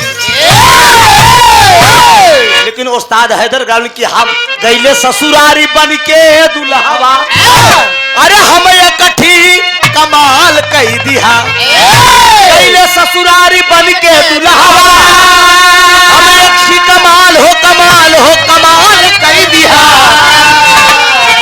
बेटवा संतु हजार में जब तोहरे मामा खिया गए रहे, एक जान ला कि छोटका शराबा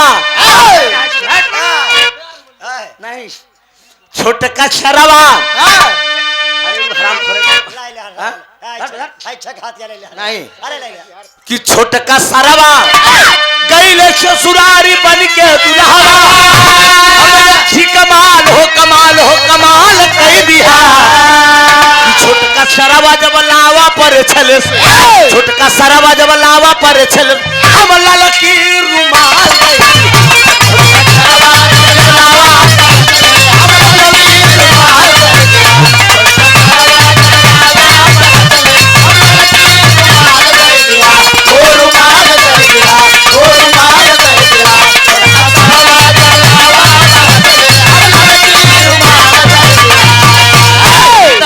साथ के झटका रहन बाबा राम कैलाश का लटका बा कहीं जाना राजा जी कहीं अरे आज बड़े री बोलई कागा हो जना राजा जी सुने वाले दोस्त बड़का भैया दुल्हन पेरता जैसे भैंस बिना चारा का पेरता आजकल तो मोबाइल चली गया दादा पहले मेहरारू कोनो मेहरारू के मन से दो प्रदेश चला जाए चिट्ठी आवे अब पूरा पूरा परिवार बैठ जाए और कोनो जानकार लड़किया के बुला ले ए राहुल बेटवा त नहीं आवा कहाँ काया काकी काया कहाँ देखा हमारे मंगरुआ चाचा वियोग बा रे प्यार बा प्यार जहाँ प्यार बा वहीं सब बा बाबूजी आज प्यार का मतलब अशोक भैया अब हम 2-4 दिन बरे कहूँ चला जा जरूर रुआई मैडम हरन के निकरिया बता ना आत्मा से एके प्यार कहा दूसरे का बताई भाई अशोक दूसरे का बताई गंगा चैनल पर जब सिलेक्शन हम बम्बई जाए लागे आज जब बैग लेके भाई साहब निकरे हमरे मैडम रोई लागे सच्चाई बतावत है नाई बर्दाश्त हम हो रोई दी अशोक जानत रहना हमारे रोवाई छूट गई प्यार दर्द जहाँ प्यार बा सोना यही दर्द बा दर्द कोनो मेहरुए चक्कर में नाई रोए 3 ठी लड़किया महतारी बा घर परिवार एक बात जान ले मन सीधू घर से निकल जाए अहो भाग्य मेहरारू कांचर में फिर पहुंचे सुने वाले दोस्त एक की प्यार कहा था कि जना राजा जी जना मोर मोर दुल्हा जी जना मोर साहेब जी कहे अरे आज बड़े री बोलाई काका हो जना राजा जी आज बड़े री बोलाई काका हो जना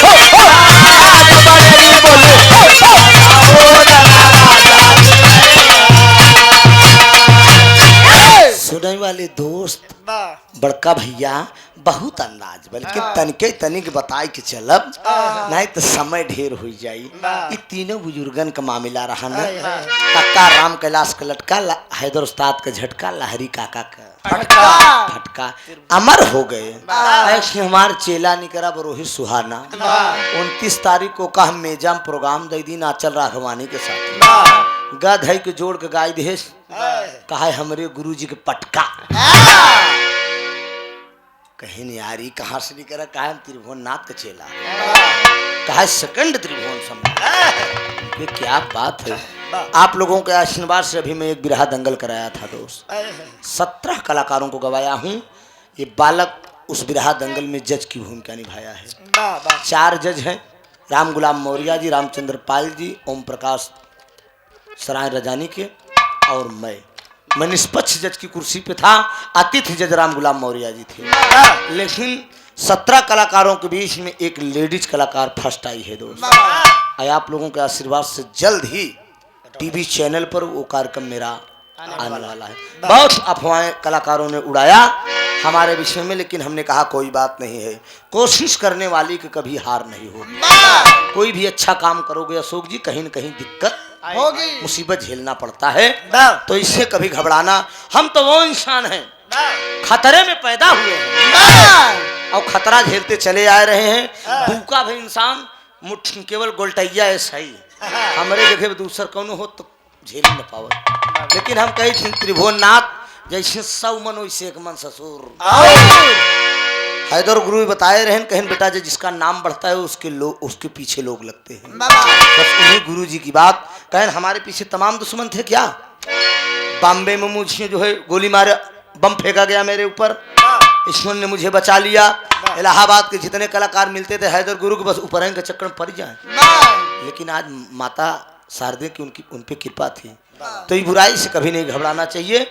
तमाम तीनों बुजुर्गों की ये लाइन थी, जग्गू दादा आपन लहान बैठाए, सौ मुठ भाई चरावत है, पढ़ाइन काकी से कहें सुना, फैसला चाहत हो कहें हाँ, कहें ते काम करा कोनो बगिया उगिया बा, कहें हाँ, गाना भी एकदम करीब 5 मिनट का मसला और बा, कहें काशी नरेश के सिरधरी में 2 बीघा का बगिया बा और हमें हर चीजी के पेड़ बा, कहें और कहा 10 हाथ चौड़ा कुआं बाटे, कहा बस वही कुनई पर पंचायत अधाई दे और काल तोहरे असली बेटवा के पहचान। एक कई काम करू चौधराइन, एक कई काम करू पढ़ाइन, कहें का कहें आज के रात पतोहू को संभारू, अपने लगे रखो, हाँ अपने लगे रखो, उन्हन दोनों को लगे जाए कहें ठीक है बस। कह रस्सी बल्टी हुक्का चिलम 1 भौंकी देसी गुड़ रख दी, गर्मी का महीना बजैया आके पिए हुए सब। पंचायत में रखी गई। चौधरी सोचत है कि यार दुनिया में बहुत पंचायत करे है, ये बभने के ठीक लगे बैठ गए। चारों चौधरी कहीं कनवा पंचायत करे, चाट फेल हो गए ने पंचायत करे है। तो चौधरी सोचत कहाँ है, चौधरी कहाँ लगे मन लाए, चौधरी कहाँ लगे मन लाए, अरे कैसे फैसला होई दिल,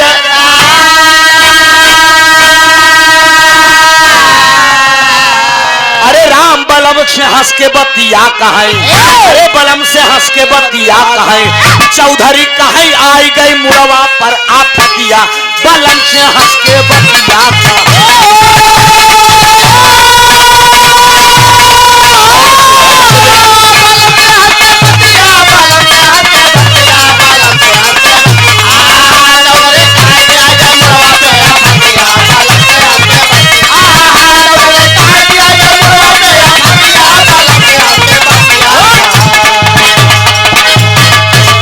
चौधरी कहाँ आई गई मुड़वा पर फथिया, बलम से हंस के बतिया कहा। पंचायत में रखी गई, तमाम चौधरी लोग उह बगिया में इकट्ठा भये। अजब इतने में दोनों बेटवा दोनों चौधरी आए के कुआं पर हाजिर हो गए। अजब दोनों चौधरी आई गए तो कहन अब चौधराइन के बुलावा। चौधराइन आई खड़ी हो गई तो जग्गू दादा कहा कहा कि दुल्हन ई दोनों तू अपन असली मन से नहीं पहचान पावती। अरे कहाँ बुढ़ऊ जब पहचान न पाई का करे, कितना मेला लागत, हम खुद ही ना फैसला कैले। कहा धीरे धरा दुल्हन, आज इन्हन में तोहार असली मन सिद्धू को पहचान हो जाए। कहन ठीक बा। वही जितना पंचायत करे वाले बटुआ रहन कहन वही जग्गू दादा कहा ए भाई एक बात सुनबे, कहन का सुने कहा कहा ये काम करते हैं यही पंचायतियां में तनिक 5 जने उठ जाता तो तो हैं लोग थे नहीं यार। अच्छा कहे यही मौका पाई गया भाई, कहा तनिक 5 जने उठता तो वहाँ पंचायत के बात रहे तो है सब पंचायत करे जाबे का। ए भैया तनी 5 जने कहें 5 जने उठा लई गए आड़े में। जब आड़े में लई गए तो 5 जने जग्गू दादा कहा तहां कहा सवाल बड़ा टेढ़ा बा। कहन हाँ, कहन जवन 10 हाथ चौड़ा कुआं बना, एक तरफ चौधराइन के खड़ी कही दे मेहरारू के, एक तरफ मनसेधू। अच्छा के यही कही दे कि चौड़ाई से एक तरफ मेहरारू हाथ फैलाई, एक तरफ मनसेधू। जमन मनसेधू ऐसे दुल्हनी के हाथ पकड़ ले वही असली मनसेधू। लेकिन एक मन में जानत रहा जमन ना पकड़ पाई वो असली। सारा चौधरी कहा अरे बार जग्गू दादा वाह यही रे दिमाग का राहुल अहिर तबो दिमागदार रहे नहीं रबो दिमागदार भगवान जाने जब तक सूरज चांद रही है धरती पे तब तक अहिर दिमागदार ये आप जान ले। हाँ लेकिन एक कमी है 12 बजे के बाद के आहिर ये लड़बे रहा तो कत यही पता ही नहीं बस हाँ हाँ हाँ एक का ये बतावा मुलायम सिंह जैसा बुद्धिमान के नेता है बताओ। नेता की उपाधि केवल 2 ही नेता के दी गई दोस्त धरती पुत्र नेता मुलायम सिंह यादव या तो सुभाष चंद्र बोस और नेता शब्द कौन नेता का लगे मोदी सिंह प्रधानमंत्री इतना बड़ा क्यों नेताजी माननीय नेताजी कहा था माननीय प्रधानमंत्री जी लेकिन मुलायम सिंह जी का नाम प्रधानमंत्री है कि हिम्मत नहीं पड़त लेके माननीय नेताजी सोचिए इतनी कम अरे लालू प्रसाद गद्दारी कही गए नहीं आज नेता मुलायम सिंह जी प्रधानमंत्री होते दोस्त इस कहे न कि अपने सहार बाय का जान ल मुलायम सिंह हमें वो बात याद है बेटा राहुल न मालूम हो तो जान लो नेता मुलायम सिंह ना हाँ वह शादी नहीं माने हुई बड़े लालू गद्दारी कही गए और शादी अपने जगह पर ही लेकिन बनाई दे चाहत रहन हाँ एक सपना था लेकिन कोई बात नहीं है माननीय नेताजी रक्षा मंत्री बने थे दोस्त सोचिए कभी अखिलेश हो सकता है कि उनके पेड़ में ये भविष्य बता रहा है कि आने वाले भविष्य में भारत का पीएम अखिलेश के हाथ में है दोस्त जरूर क्योंकि जैसा उनका विचार है आचरण है सोचिए नेताजी के पतोह से ले के नाती से ले के पंती से ले के छंती से ले के सब तो एमएलए एमएलसी सांसद विधायक हैं तब इतना बुद्धिमान नेता कहाँ मिली कि घर भर पूरा जीते जिंदगी कई साल को हो गए अब केरी कई साल रहा 82 साल रहा 81वां साल था माननीय नेताजी का 22 नवंबर को जन्मदिन मनाया जाता है जिला कार्यालय पे हम हर साल गाना गाने जाते हैं उनके जन्मदिन पे तो ई बात में जग्गू दादा दिमाग लगाई दे पंचायत बटरी कहने भाई हाथ पकड़ा सबसे पहले असली मन सेधु को नंबर लग गया लालचंद पाड़े के हाँ एक तरफ चौधरायन खड़ी भाई हाथ फैलाइन 1.5 हाथ एक तरफ लालचंद पाड़े हाथ फैलाइन 1.5 हाथ 7 हाथ कुआं 2 लौंडे पहुंचे हाथ पकड़ के धर के आई ठेन ढाई छुट्टे होनी आए हाँ अकेनिया के ले जाए कहे सोढ़ी में बांध देन कहे मेहरार चाहिए लाज की पाड़े कहा था कि इंडिया टॉप मेहर हुए जा तो सारे मारता हाँ बताओ मेहर खेत में जाए चाह तो सारे हम कत भगवान भोलेनाथ मुस्कुरात खड़ा है कहे का बात कहा जग्गू दादा कहें हाथ पकड़ा मेहरारू तो हार गया भोलेनाथ कहा तो हमारे बाएं हाथ का खेल तो तनिक फैले ही हम धर कटले ठेल दे हाँ एक सिर्फ चौधराइन हाथ फैलाइन 1.5 हाथ अब भोलेनाथ लागे खड़ा हो हाथ फैलावे 2.5 के 8.5 हाथ अकेले ठेल दे हाथ पे हाथ धई कैसे चढ़ाई देन इतने पे जग्गू दादा कहा था ये पर्चा हो गया का भा कहा ही जवन हाथ पकड़े वो पहले का 10-20 फैट जमावा भोलेनाथ कहे रुका काहे मरबे भाई तुम लोग तो कहा हाथ फैला हुआ ना तो हम हाथ फैलाए दिन हम पकड़ ली तो मेहरारू हमार भाई ये काहे बरे मरबे काहे इतने में जग्गू दादा कहे ई मायावी है ई जब हाथ फैला सकत है अशोक तो ई रूपो बदल सकत 4-10 लौंडे एकदम टूटे मारे बने माता पार्वती सुगनी बन के डारी पे बैठी है कहीं अब तो लेहन हमारे बौरा आस ने लेहन झमक से डाली पर से कूदी डाली पर से कूद के एकदम चमचमा साड़ी पहन के चल दी जब चल दी तो जग्गू दादा कहा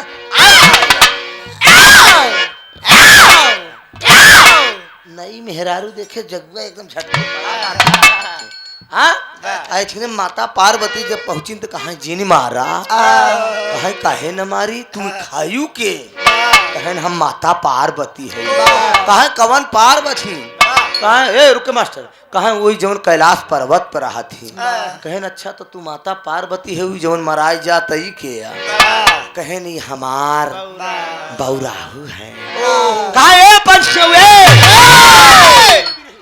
काहे जिन मारा काहे कहे ने माता पार्वती है नो भोलेनाथ है ऐसने में देवी जब असली साड़ी पहने पहुंचिन बौराहू के लगे ना भोलेनाथ कहे मराई ली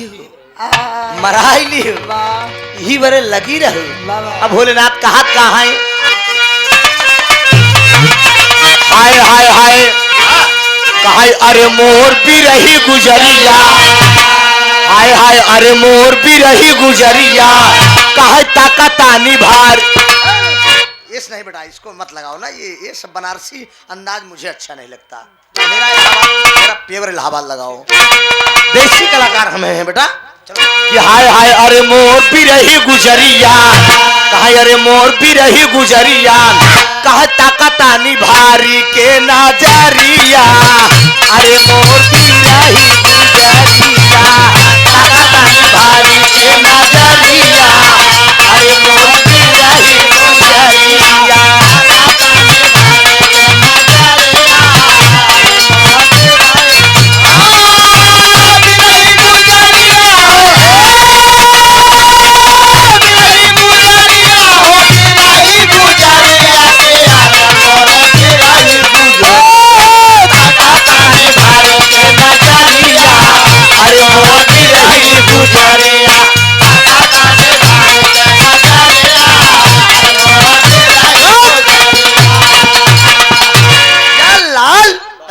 बहुत अच्छे कलाकार कहे मृत लोकवा में प्यारी तो का घुमाए अब घूमई का नजारा दुल्हनी है हम पाए कहे अरे मोर भी रही गुजरिया कहे ताक दे तू भरी के नजरिया अरे मोर भी रही गुजरिया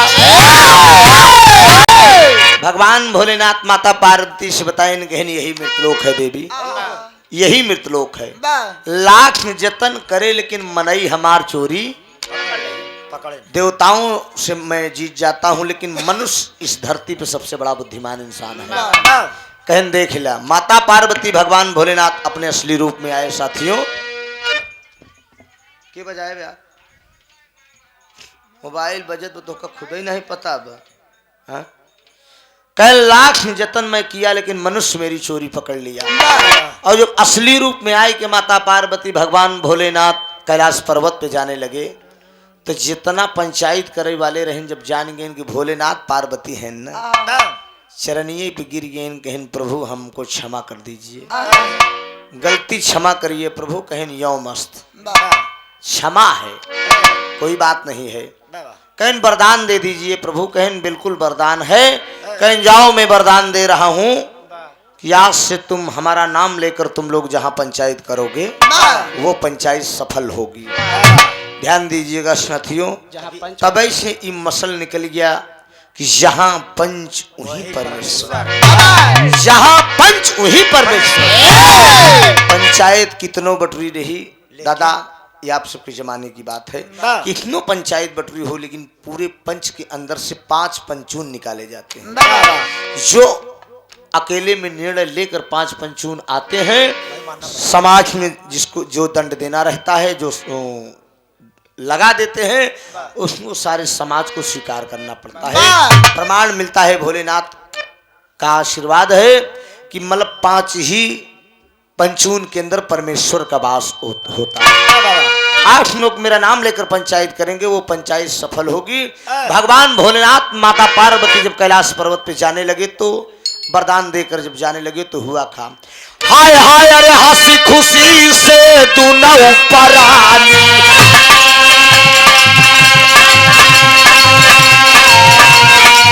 हंसी खुशी से तू न ऊपर आनी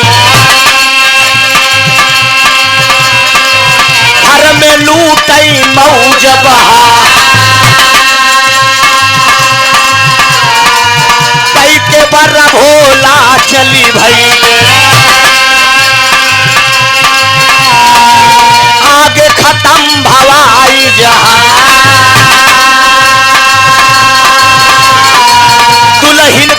दुल्हा मिल गई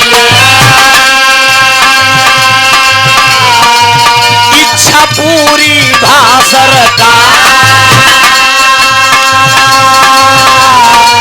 स्वामी गीतानंद जी कही गए स्वामी गीतानंद जी कही गए तार दादा राम आधार स्वामी गीतानंद जी कही गए तार दादा राम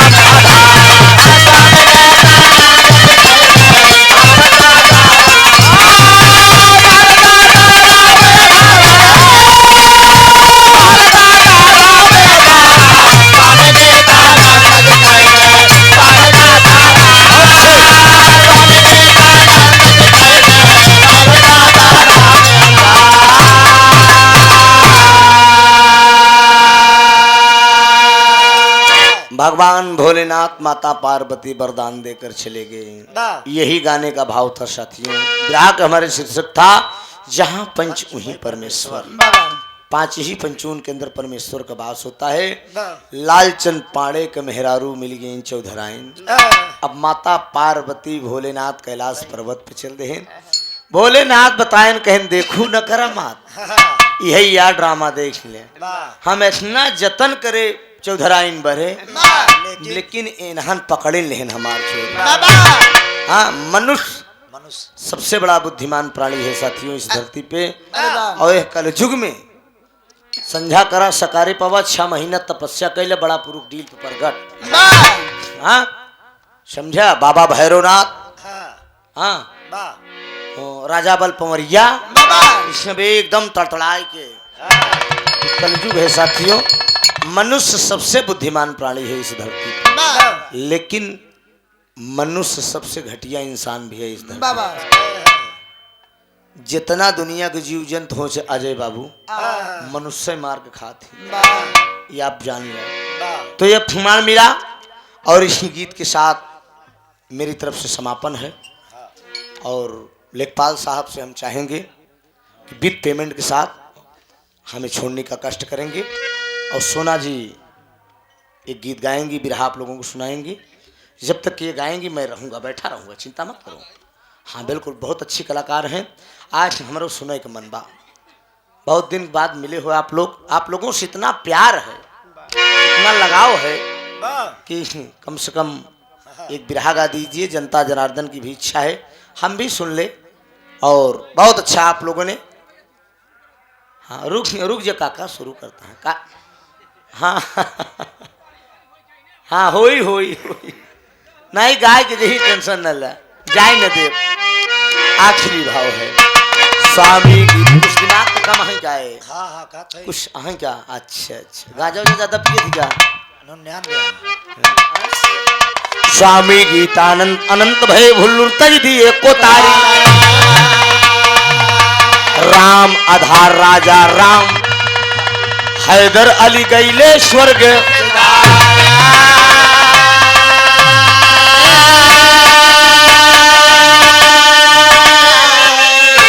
अरे राम बलम से हंस के बतिया कहें। अरे राम बलम से हंस के बतिया कहें। अरे तो त्रिभुवन नाथ लागल हैदर से पीर किया बलम से हंस के बतिया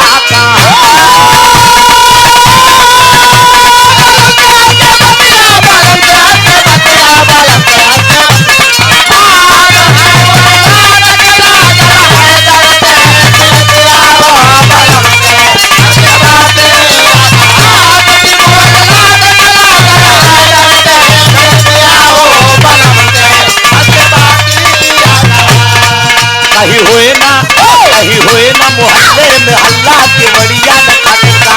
कहीं हुए ना मोहल्ले में हल्ला के बढ़िया न खाना। कहीं हुए ना मोहल्ले में हल्ला के बढ़िया न खाना। सौतन के घर का बोले लाल जले जब बत्ती। सौतन के घर का बोले लाल जले जब बत्ती। पिया गए परदेश कमाने। अरे कमाने कमाने कमाने पिया गए परदेश कमाने। बिटा के अपने हस्ती रोए रात रात रोए सारी रात रोए सारी रात। चुदरी का पल्ला घूमतवा उठा जाना। रोए सारी रात चुदरी का पल्ला घूमतवा उठा जाना। रोए सारी रात चुदरी का पल्ला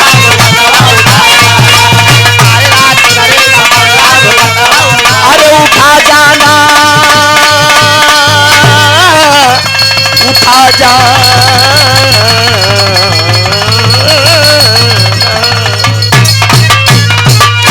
बहुत बहुत धन्यवाद, बहुत अच्छा आप लोग। रुको बेटा एक मिनट, लाल भरत रुक जाओ। दोस्त बहुत अच्छा आप लोगों ने, अरे अब इतनी बढ़िया पदवी देती है, और का चाहिए पगलऊ, कौनो आल्हा वाली तो पदवी दी नहीं तो का, हाँ कहो। तो बहुत अच्छा आप लोगों ने सहयोग किया गाने बजाने में, जाने अनजाने में। हमसे हमारे कलाकारों से कोई टूटी हुई हो तो हम क्षमा चाहेंगे दोस्त। जीवन रहेगा, फिर कभी मुलाकात होगी। आप सेवा सोना जी से लीजिए। बहुत बहुत धन्यवाद।